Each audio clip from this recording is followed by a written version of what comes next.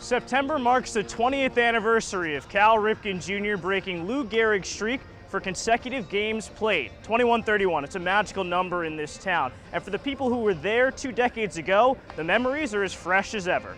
First of all, it's hard to fathom that it's 20 years ago. I was in the auxiliary press box, which is in the left field seats. I was in a control room on headset. I was on the club level, probably in section 242. At least before the start of the season, we were starting to meet regularly about it, and maybe even as much as a year out, where we had some early meetings. So it was in the works for quite a while as far as what would happen. I think once you kind of got to where you could do the math and say in another couple seasons this could actually happen, that's when the world started paying attention. And of course there was a big countdown. I know we started it in August. I believe it was a homestand in August, maybe August the 8th. So it was about maybe 15 home games out from the number. I look back on it as a celebration that I was embarrassed to sort of participate in because the focus should be on championship season, you playing for the pennant. But as we fell out of the pennant race, it became more about a celebration of baseball. Probably was just soaking up the entire atmosphere. That was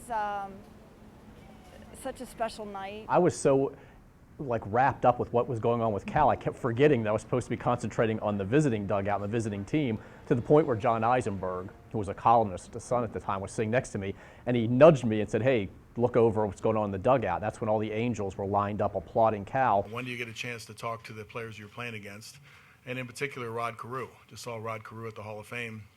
And I remember thinking, after I had a moment with Rod in the middle of the game, I was thinking that was the coolest thing ever. And then somebody asked me, what did he say? And I go, I don't know. It's kind of hard not to slip into fan at that point just because you're taking this all in. The lap around the ballpark was one that no one could have choreographed, no one could have planned, just happened. There was, a 22 or 23-minute break. Most of that was unscripted. And to be able to go around and turn that celebration into a more intimate one was wonderful. The fans didn't want to stop applauding. It literally was a 22 or 23-minute standing ovation. People say Cal saved baseball. I don't know if I would go quite to that extreme, but he was a huge part of the healing process. He would stay late and he would sign autographs.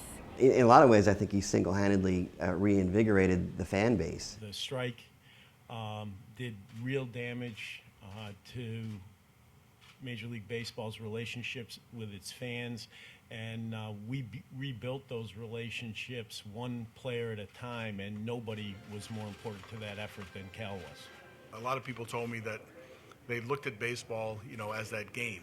And sometimes we look at baseball now as a big form of entertainment, but in that sort of moment, people looked at it as we were sportsmen, and it was that game that everybody grew up loving. And so I was very proud to be a part of that.